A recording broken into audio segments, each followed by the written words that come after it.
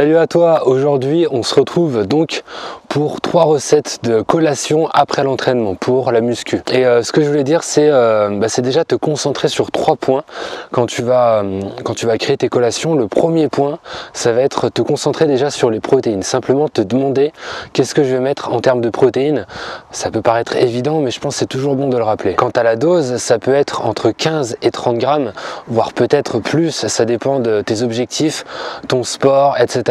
Donc ton poids aussi, bien sûr, il y a plein de facteurs, je pense que tu le sais, donc là-dessus je vais pas m'étendre. Simplement vraiment te concentrer déjà prioritairement sur cet apport en protéines. Ça peut être une protéine en poudre, personnellement j'utilise ça parce que c'est facile tout simplement à consommer, c'est beaucoup plus facilement assimilable par l'organisme, il y a vraiment des avantages et voilà, c'est extrêmement pratique aussi, c'est évident. Donc ça peut être de la protéine au niveau vegan, ça peut être protéines de soja, protéines de pois, protéines de chanvre, protéines de riz par exemple. Personnellement c'est les 4 que j'utilise. Après il y en a d'autres bien sûr, on aura peut-être éventuellement l'occasion d'en parler dans une vidéo spécifique, mais aujourd'hui c'est vraiment, je t'en parle brièvement comme ça parce qu'on va vraiment partir sur ces 3 recettes pour que tu aies quelque chose vraiment de concret pour réaliser tes collations. Ça peut être également des flocons de céréales, tout ce qui est flocons d'avoine, etc.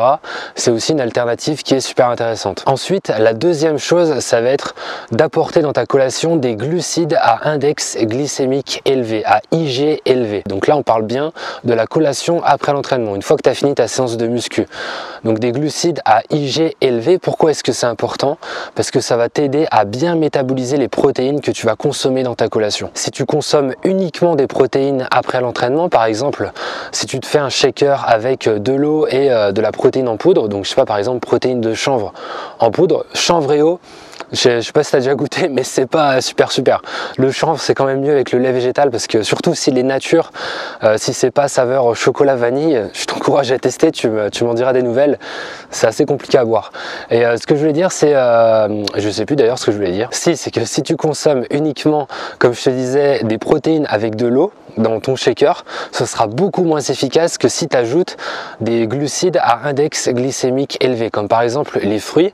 Les fruits c'est des aliments naturels, je t'encourage vraiment à les privilégier après l'entraînement, et ça peut être par exemple les bananes mûres surtout, tout ce qui va être melon, tout ce qui va être par exemple les dattes c'est super intéressant, les cerises aussi pourquoi pas, c'est des exemples de fruits avec des index glycémiques qui sont assez élevés. En plus de ça, il y a un deuxième intérêt à consommer des glucides à IG élevé après l'entraînement, c'est reformer les stocks de glycogène qui ont été vidés durant l'entraînement. Quand tu fais ta séance, tout simplement tes muscles vont utiliser les glycogènes pour réaliser tes reps, etc., pour vraiment avoir de la force, et du coup tu vas vider tes stocks de glycogène. Donc c'est pour ça que c'est important après l'entraînement d'en apporter pour reformer, resynthétiser, on va dire en gros ces stocks de glycogène. Enfin, la troisième chose à faire, c'est ajouter de la qualité dans ta collation. Donc là c'est un conseil qui est un peu plus général, mais vraiment te concentrer sur la qualité. Qu'est-ce que je veux dire par là?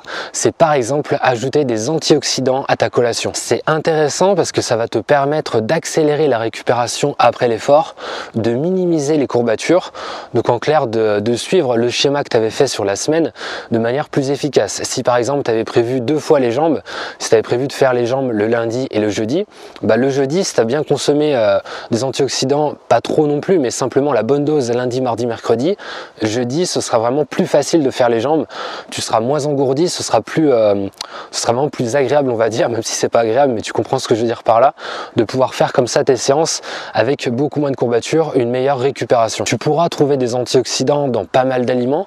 Ce que je te conseille vis-à-vis de la collation, je vais donner vraiment des exemples précis. À chaque fois, comme tu le sais dans mes vidéos, je t'en donne pas beaucoup parce que je veux pas t'embourber l'esprit. Pour moi ça sert à rien de te donner 30 exemples et que tu retiennes rien. Je préfère t'en donner 2 ou 3 qui sont faciles à retenir et que je suis sûr en fait que tu vas les retenir. Ça va être par exemple les fruits rouges surgelés ou non, c'est hyper intéressant dans ta collation après l'entraînement. Ça peut être aussi tout ce qui est épices et aromates, on va le voir, tu vas voir dans cette vidéo. Ça peut être aussi par exemple, dernier exemple, les légumes à feuilles vertes assez foncées, comme par exemple le céleri ou le choucal. Ça dans ta collation c'est quelque chose qui est vraiment intéressant, tu vas voir que c'est possible de le faire si par exemple tu fais des smoothies. Après au niveau du choix de la collation c'est assez large, tu peux partir sur un smoothie, bowl, bon c'est un petit peu pareil mais ça permet quand même de varier. Tu peux partir sur par exemple un porridge, c'est ce qu'on va voir aujourd'hui. Tu peux partir sur des barres protéinées également. D'ailleurs, pense à me le rappeler parce que je dois faire une vidéo dessus. Il faut vraiment que j'y pense. Il y a vraiment pas mal de choix que tu peux faire pour cette collation vegan après l'entraînement. Assez parlé, on passe tout de suite sur ces 3 collations. La première recette sera un smoothie.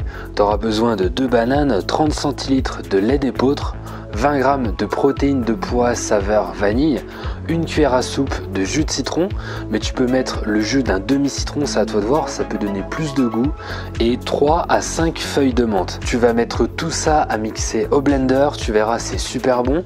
Comme je t'ai dit, tu peux partir sur le jus d'un demi-citron. Au niveau du goût, c'est à toi de voir. La menthe, pareil, tu peux en mettre plus, 3 à 5 feuilles, même plus, ça dépend de toi. Et ça va être intéressant, le citron et la menthe pour les antioxydants. On part sur la deuxième recette qui sera un porridge chaud. Ici, on aura besoin de 30 centilitres de lait de soja au calcium qui vont apporter plus de 10 g de protéines, 10 centilitres d'eau, 80 g de flocons d'avoine qui vont également apporter plus de 10 g de protéines, une demi-pomme en dés et une pincée de cannelle. Ce que tu vas commencer par faire, c'est mélanger le lait de soja avec l'eau et les flocons d'avoine et faire chauffer ça à feu doux durant une quinzaine de minutes. Ce que tu peux faire, c'est partir à la douche et revenir éventuellement. Fais attention quand même, c'est bien de mélanger de temps en temps. Ce qui est intéressant ici, c'est que de faire chauffer les flocons d'avoine va augmenter l'index glycémique et donc encore une fois c'est intéressant après l'entraînement. Une fois que les flocons d'avoine ont gonflé, que ça forme une pâte, tu vas pouvoir mettre ça dans un bol, ajouter la demi-pomme en dés, la pincée de cannelle et on sera ici entre 20 et 22 g de protéines. Pour la troisième et dernière recette, ce sera un smoothie bowl. Même si je m'attendais à autre chose, j'ai peut-être pas forcément mis assez d'ingrédients.